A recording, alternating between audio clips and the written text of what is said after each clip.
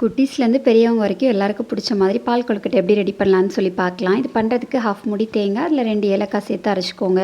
மொத்தமாக 3 கப் பால் வேணும். 2 கப் லேசான பால், 1 கப் கெட்டி பால் வர மாதிரி எடுத்து வச்சுக்கோங்க. போல் வச்சுட்டு 1 கப் அளவுக்கு அரிசி மாவு, கொஞ்சமாக உப்பு, 1 ஸ்பூன் சீனி, 2 ஸ்பூன் தேங்காய் துருவல் சேர்த்துட்டு மிக்ஸ் பண்ணிக்கோங்க. நல்ல சூடான தண்ணி ஆட் பண்ணிவிட்டு மிக்ஸ் பண்ணிக்கோங்க. நம்ம மாவோட அந்த சீனி தேங்காய் துருவெல்லாம் சேர்க்குறதுனால கொழுக்கட்டை சாப்பிடும்போது செம்ம சூப்பராக இருக்கும். 1 ஸ்பூன் அளவுக்கு நெய்யும் சேர்த்து பசிஞ்சுக்கோங்க. மாவு நல்லா சாஃப்டாக இருக்கணும். இந்த மாதிரி குட்டி குட்டி பால்ஸாக பிடிச்சி எடுத்து வச்சுக்கோங்க. இப்போ ஒரு பாத்திரம் வச்சுட்டு நம்ம 2 கப் லேசான தேங்காய் பால் எடுத்துருந்தோம்ல, அதை உள்ளாடி சேர்த்துக்கோங்க.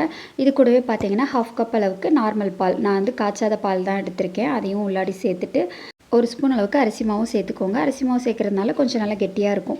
சேர்த்து மிக்ஸ் பண்ணிக்கோங்க. லைட்டாக ஒரு கொதி வரும்போது நம்ம அந்த உருட்டி வச்சுருந்தோம்ல, அந்த குட்டி குட்டி பால்ஸ் எல்லாம் உள்ளாடி சேர்த்துட்டு மிக்ஸ் பண்ணிக்கோங்க.